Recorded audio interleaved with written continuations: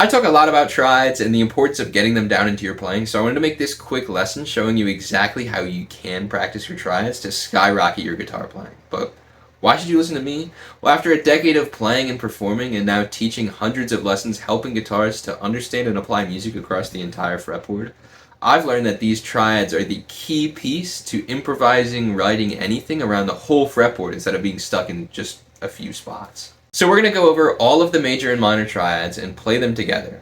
Grab your guitar and get ready to learn. So we're going to be playing G major and G minor triads. That's this whole lesson, is all of the G major and G minor triads and how to practice them. So let's start, go straight in on G major here. What we're going to be playing looks a little like this. I'm going to slow that down for you. All that is the G major triads, and a triad is just a 3-note chord. So when you play any G chord, you're playing those notes, whether you're thinking about the triads, the notes inside of it or not. You're playing only those 3 notes. I messed it up a little there. But you get the idea. So we're going to go over them, right? Starting here. So we're going to be on the 3rd fret on the B and E with our pointer finger.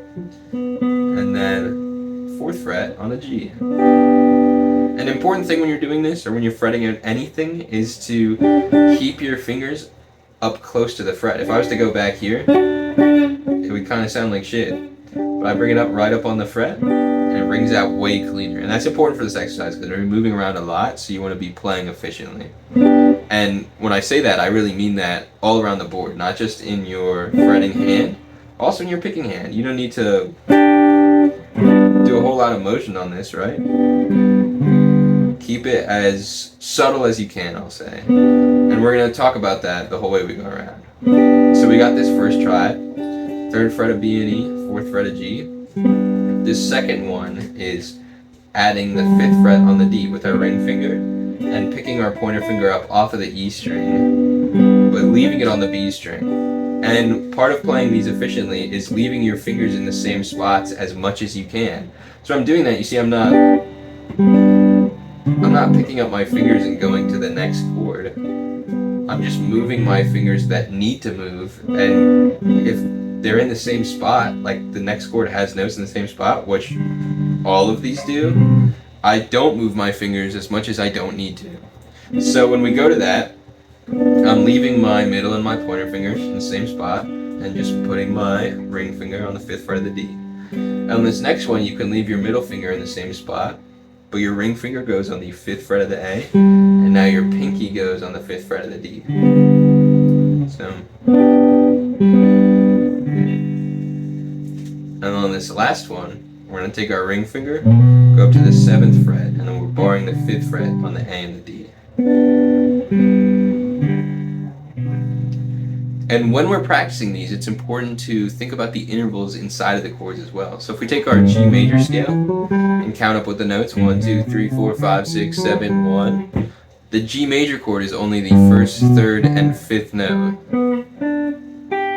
So when we're on that top one, we have 3, 5, 1, and then we bring the 1 to the bottom, and have 1, 3, 5, and then we bring the 5 to the bottom, and then we have 5, 1, 3, and then we bring the 3 to the bottom, and then we have 3, 5, 1.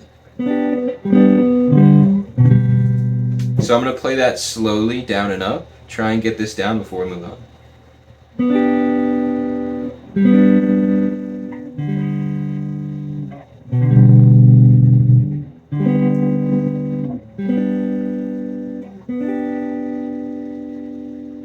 And if you subscribe to the cage system idea, this is kind of like your E shape on your E open chord.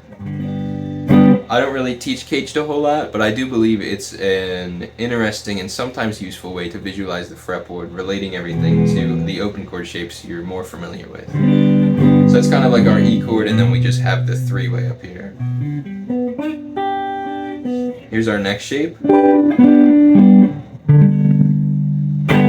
And relating that to the caged system, that would be like our C chord. But instead of the open string, we got a little bar.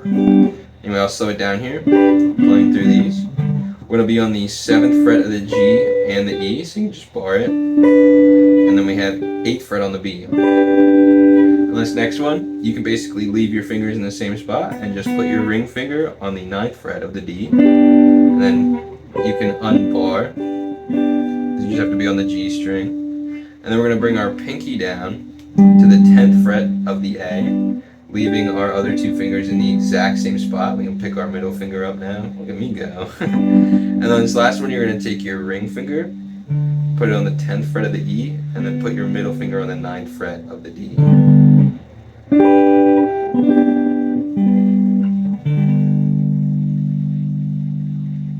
And for the intervals in that one, because we want to do that in every position, we would have at the top 3, 1, 5. Then we bring that 3 to the bottom, and then we have the 1 at the top, then the 5, then the 3. And then let me go over those again, going from bottom to top. I think I did that for the last one. So on this one we would have 5, 1, 3, and then bring the 3 to the bottom, and have 3, 5, 1, and then bring the 1 to the bottom, and have 1, 3, 5, and then we bring the 5 to the bottom, and we have 5, 1, 3. So let's play those together here.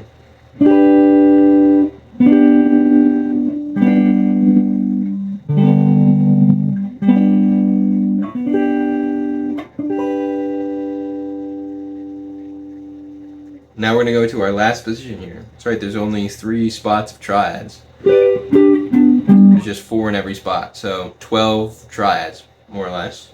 So this, if you're going on the cage system, is kind of like our A chord on the bottom here, and then our G chord on the top. If you were going to play the old bar chord, G chord shape, classic.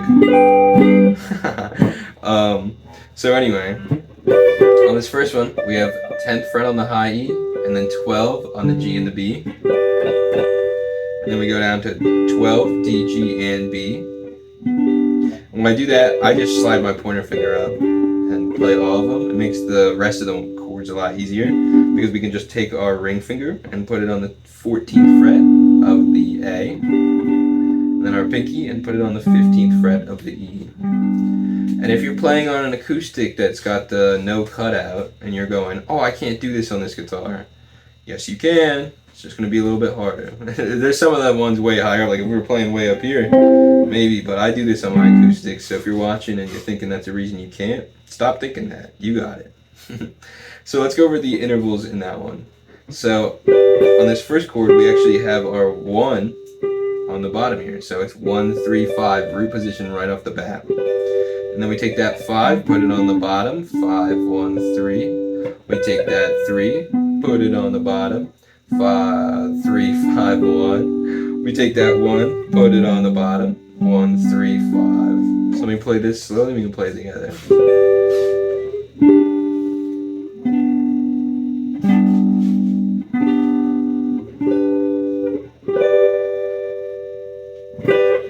Now, to make these minor chords, we just have to change the same note across all of them. And all we're doing is taking that 3rd and bring it down 1 fret on all of them. So, if we go back to this first G major, we're just taking the 3rd here, bringing it down, and taking the 3rd here, and bringing it down.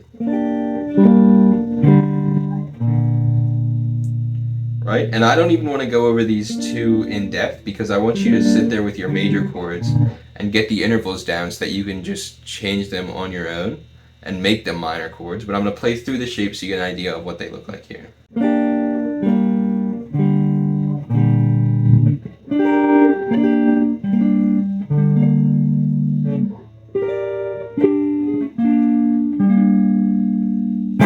So how do we go about actually practicing these so we can get them down into our playing much more fluidly? Well, what we just went over is a great way to practice them. Just sitting there and going vertically on the fretboard.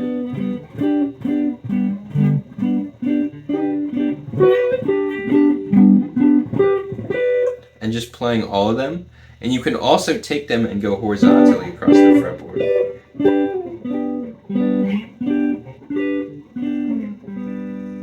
But I think the mark of knowing you have your triads down is when you can actually go up and then like go up horizontally, I mean, and then go down vertically, and down horizontally too, and then go down vertically, and up horizontally, then go down vertically, and down horizontally. So you're playing literally all of them chained together. And if you can't do that, you don't know them yet. So start the video over, hit the practice session, whatever you gotta do. But if you want to see these more mapped out and be around other guitar players that are putting the work into improving their playing alongside you, join my free community link down below, where you also get free help to hit your goals. And if you found this video helpful, hit the subscribe button. There's also a video right here that goes over how I might be able to help you with your guitar playing much closer.